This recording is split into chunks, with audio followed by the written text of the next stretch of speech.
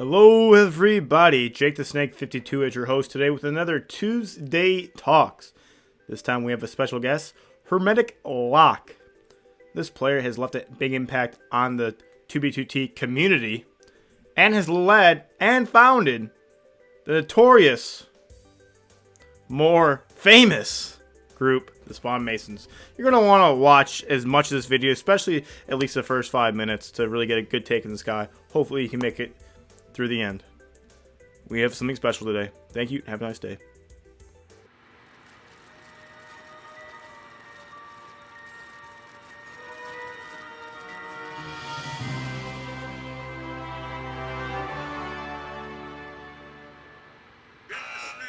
Jake the Snake 52.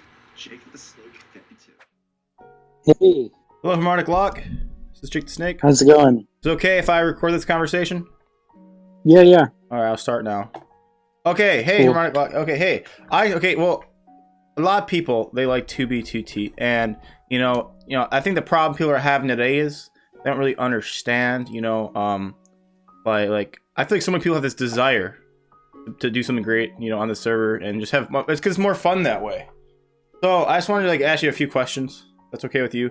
And I just want to ask, for the first one to start out with, what's the biggest factor that has helped you to be successful, and having what you want, getting what you want so far online? Sure. All right.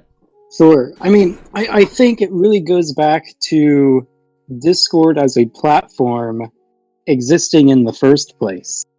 For a really long time in the gaming world, you'd meet a couple of people and maybe you'd message them back and forth for a couple of days, but eventually, at some point, they disappear forever. And that's not so much the case anymore. And especially with a server like 2B2T, which is more or less going to be up and running for years and years, having a community that you can engage with is incredibly important to your playing experience. Otherwise, why play on a multiplayer server at all?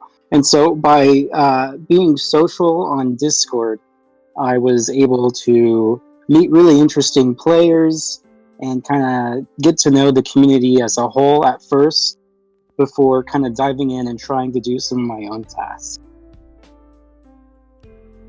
I hear you saying the word community over and over again. It seems to be a big value and priority for you.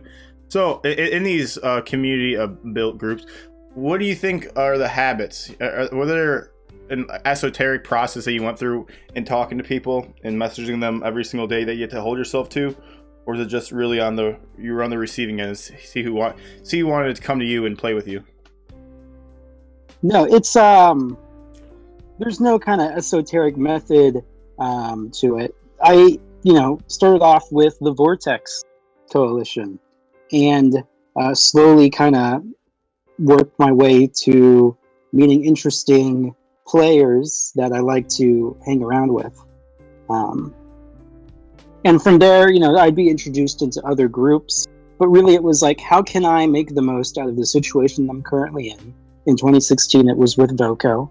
And I'm still in touch with some people that I, met in Voco from then. And you kind of learn about the kind of social customs of the server by hanging around players that have been around for a little longer. And so, kind of the structure of Voco was really good for my experience when I first came onto the server, especially when it came to learning how to communicate with others. Okay. What are a few mistakes that you made along the way in communicating with other people? So it's not always a perfect, balance between playing the game and I guess being social.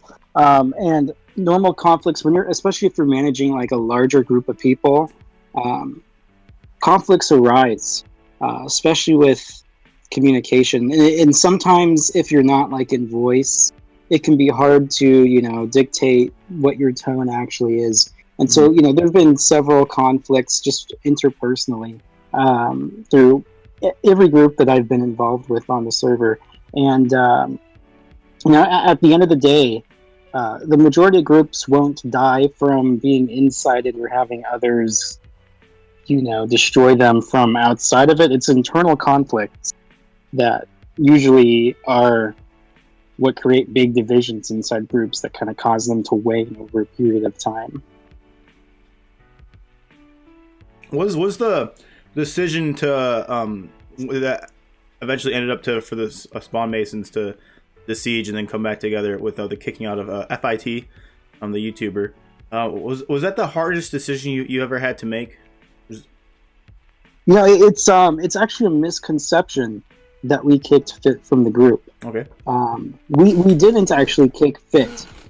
This is about the dispute between Alpha Computer, FitMC, and the griefing of Summermelon, and I think they killed Crowbar as well on video.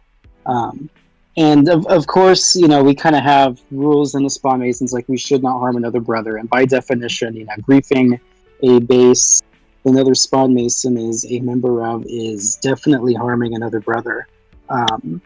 And it was a huge kind of argument because Fit, aside from making videos and stuff, he was actually a really great member, and he contributed to the group on a regular basis as just kind of a regular player. And so people liked him as like a friend first and foremost, and he was actually very apologetic about the whole situation.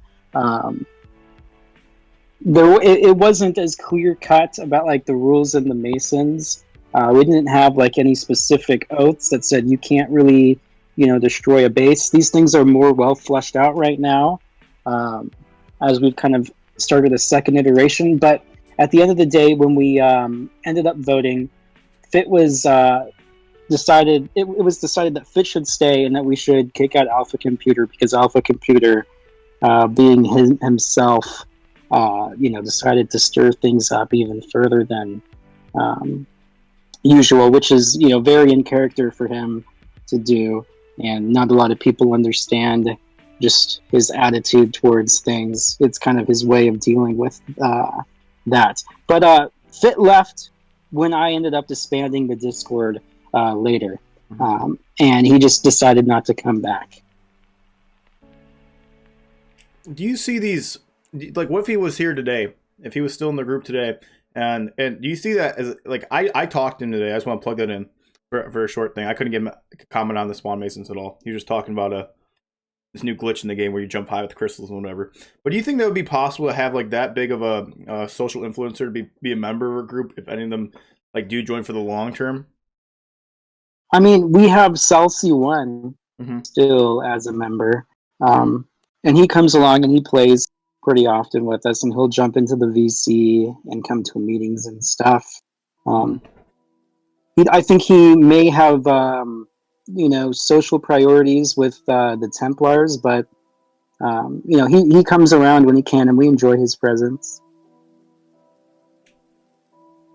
Do you have any so besides that decision, was there any other, like, the next hardest decision, or another decision you had to make that ended up molding your success in the group? What was the hardest decision? That I mean, really, it's a lot about different choices that have been made over a large period or a longer period of time. One of the more recent ones is I've stepped down from the worshipful position, which is kind of like a leadership position in the Spawn Masons. Technically, everybody is the same rank, right? Everybody's a Spawn Mason, more or less. There is no leader, but there are kind of administrative roles that are given to a handful of people. Right now, the main worshipful is Negative Entropy, and he's kind of served that role for a while. Kind of acting as the rock of the Masons for a little bit. But so I stepped down from the leadership position in order to, invite more active players, because I can play, maybe a couple times a week, maybe if possible. And there are people that are just better equipped to handle this sort of thing than I am at this period of time.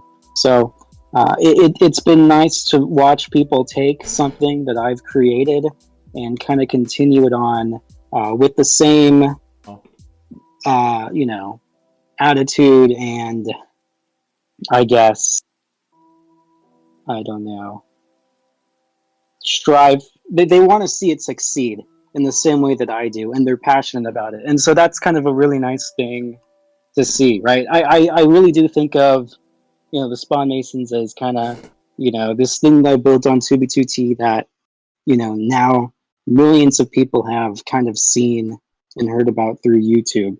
So it's like it's my baby, it's my kind of legacy on the server, um, and it's great to see that other people are as passionate about it as I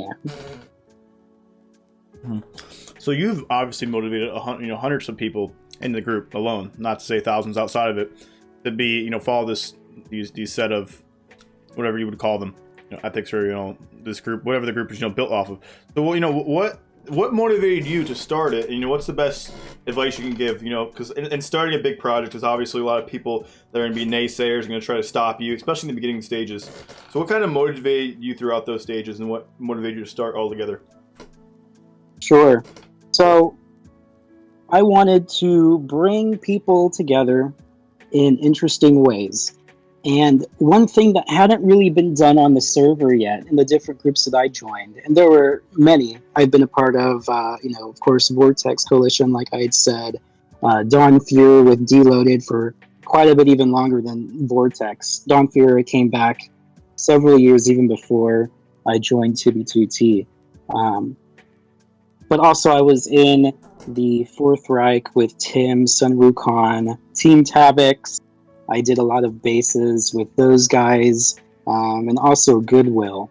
And so I kind of took my experiences from all of them, or being in all those groups and interacting with all those different types of players, builders, griefers, explorers. And I wanted to kind of bring everybody together. I had that spawn base where I was like building at spawn for, I don't know, it was like a month straight. And I said, I'm going to stay at these coordinates.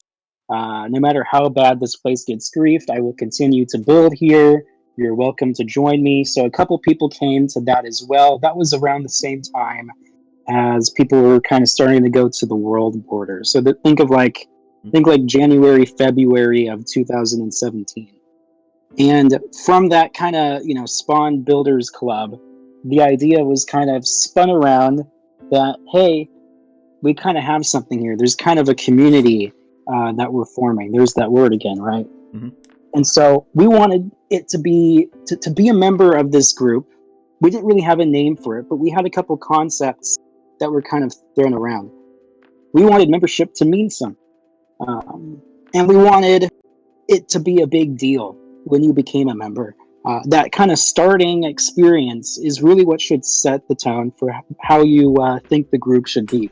And so we decided that we wanted to have everybody come together when we have new members join. Come together, have 30 people stand in the same 3 chunks on the server, and put on like an actual legitimate kind of ceremony for these players to come into. And it's a little role play, but it's kind of fun. And it binds us together because it's an initiatic experience that we can all share. Every single Spawn Mason has gone through that initiatory ritual. Well, thank you. If you could start it all over again, what would you do differently?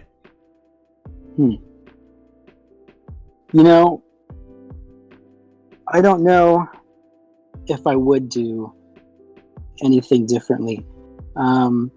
It's perhaps regrettable that I disbanded the group the first time, but it was kind of necessary for me to move along in my personal life, and I didn't feel at the time like there was anybody in the group that was willing to step up and put in the amount of work that I was putting in to keep this thing alive. A lot of people don't realize, I guess, how much of a time commitment it is running a large group or faction, especially on a server like this, if you want it to have any kind of success. Because you need to be active, number one, as, a leader. And that kind of, every kind of idea will flow kind of from you, and people will be motivated to do things if they see that you're active as well.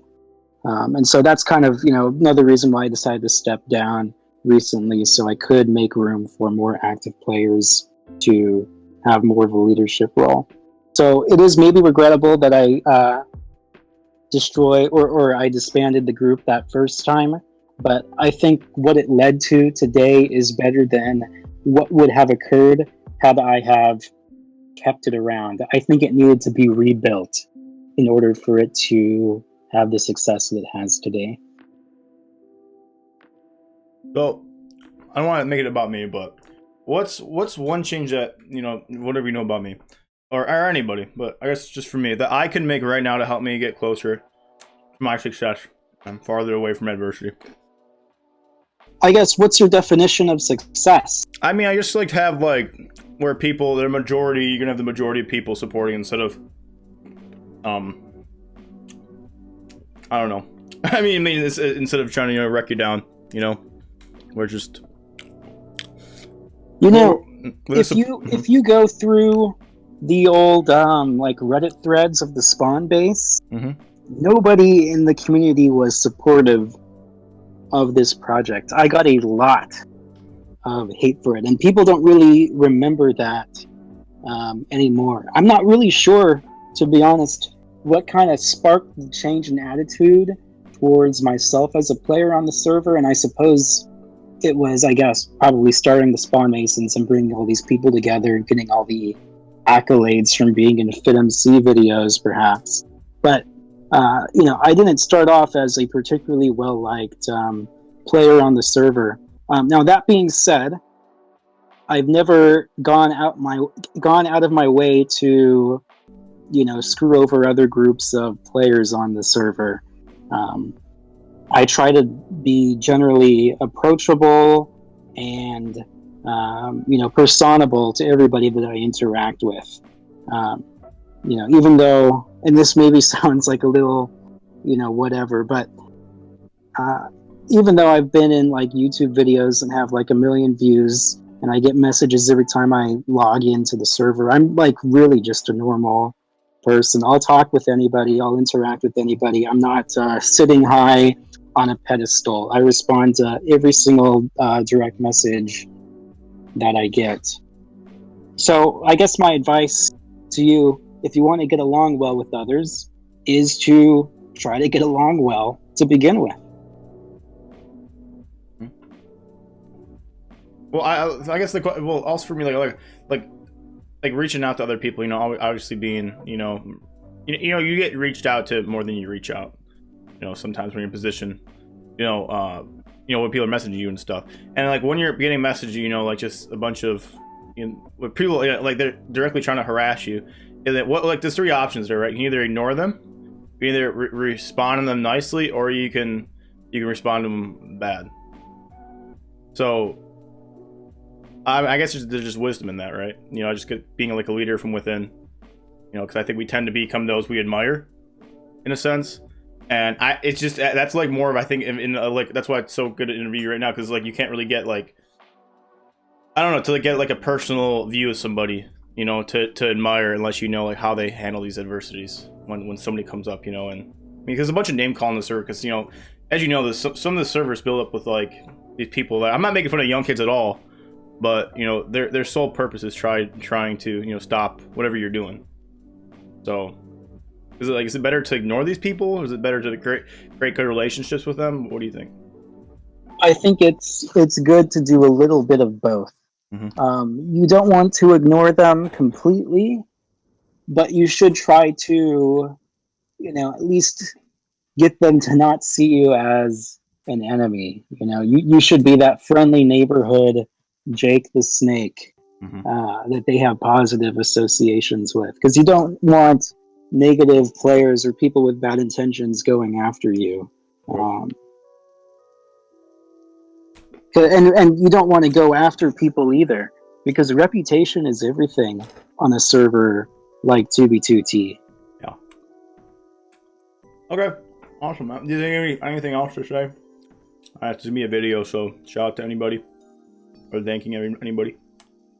Yeah, I'd like to thank Negative Entropy for stepping up, of course, Turban for creating a really great archive server to explore old builds on the server, along with all my other Spawn Mason comrades, Totorak, Lajerv, UFO, Boomerang, Totorak. Deloaded, Harry, Nick has cancer, Bubba J, everybody, right? So it's communities of people that make the server worth playing, and together with the help of all these people and more, I've been able to form and interact with the group of people that I enjoy being with. Awesome, man. Thank you so much for your advice and your wisdom and tips for success. Cool. Awesome. Thanks for having me. I enjoy the channel, so. Thank you, man. We'll have the content up soon. Sorry for sending the video today. I didn't mean to do that. I'm not sorry, No but worries. I don't know what I mean, but yeah. I was like, oh crap, I didn't mean to send that. But I do send. People think I have a bot. I send all these individually. They take like an hour to get to everybody sometimes. So I don't use any bots. People think I use bots. I never used a bot in my life. Everything's handmade. They're sent with love. Yeah. Thank you for watching, and as always, have a nice day.